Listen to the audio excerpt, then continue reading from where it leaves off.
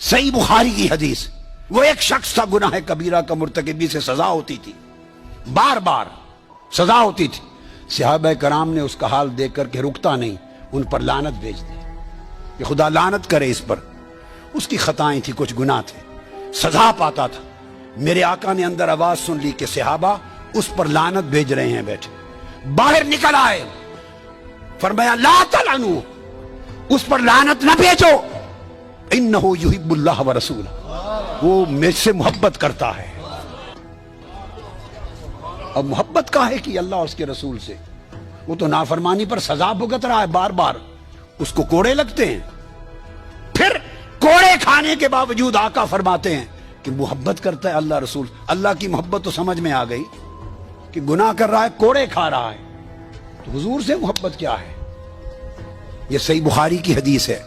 اس کی تمام شروع اٹھا کے دیکھیے، اسقلانی کو پڑھیے، عینی کو پڑھیے، دیگر کتب کو پڑھیے، قدماء کو، اور مسلم کے اندر امام قرطبی سے لے کر نیچے تک امام بغوی اور امام نووی اور تمام ائمہ کو، قاضی ایاز تک، سب کو پڑھیے.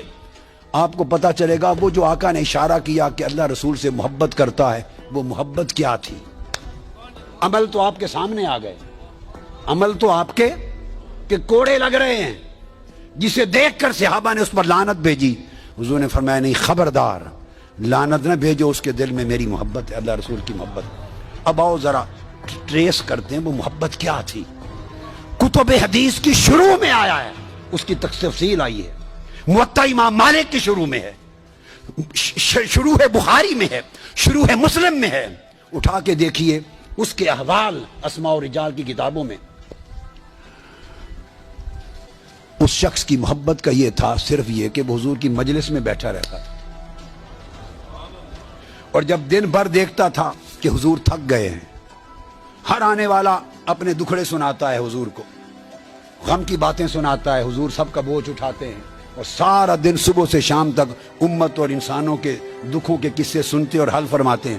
جب دیکھتا تھا کہ تھک گئے ہیں، وہ کوئی لطیفہ سنا دیتا تھا تاکہ حضور ہنس پڑے.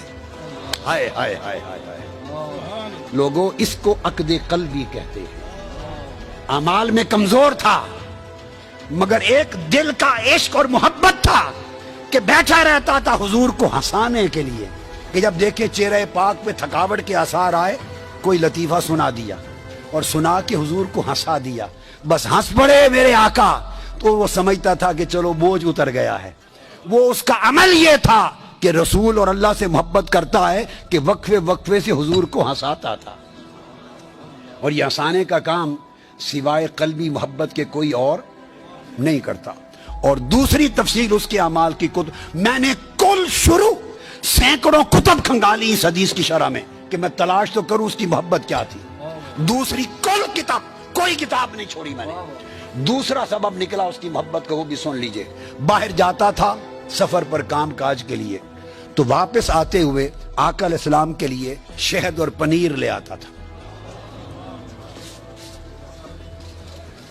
شہد اور پنیر لاتا تھا کہ آقا پسند کرتے ہیں، آ کے حضور کو دے دیتا شہد اور پنیر.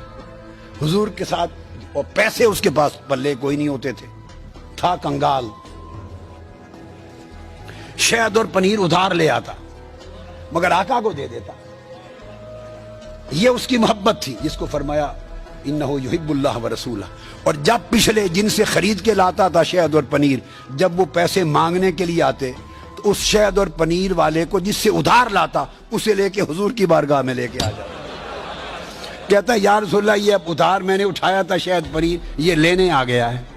آقا پوچھتے تو بھئی میرے پاس کیوں لائے؟ حضور آپ کو دیا تھا، آپ کے لیے لائے. یہ بھی پتا تھا کہ حضور کریم ہیں، ہائے ہائے ہائے، اور میرے آقا کریم ہیں، یہ بھی پتا تھا. ارے اتنی تو ہر ایک کو سمجھ تھی کہ آقا کریم ہے. حضور کے پاس لے کے آ جاتا تو پھر میں کیا کروں آقا، میرے پاس تو پیسے کوئی نہیں، آپ ہی دے دیں. پھر شہد اور پنیر بن مانگے بھی لا دیتا، ادائیگی بھی قرضے کی حضور سے کرواتا. تو حضور اس کے عمل کو دیکھ کے روز ہنس پڑتے. اس طرح کی باتوں سے حضور کو ہنساتا رہتا تھا. اس عمل پر میرے آقا نے فرمایا انہ یحب اللہ ورسول. ارے محبت کے کوئی پیمانے ہوتے ہیں؟ ہائے ہائے ہائے. کوئی ناپ تول ہوتا ہے کتنے نفل پڑتا ہے، کتنے روزے رکھتا ہے، کتنی تلاوت کرتا ہے. ارے محبت عقد قلبی ہے.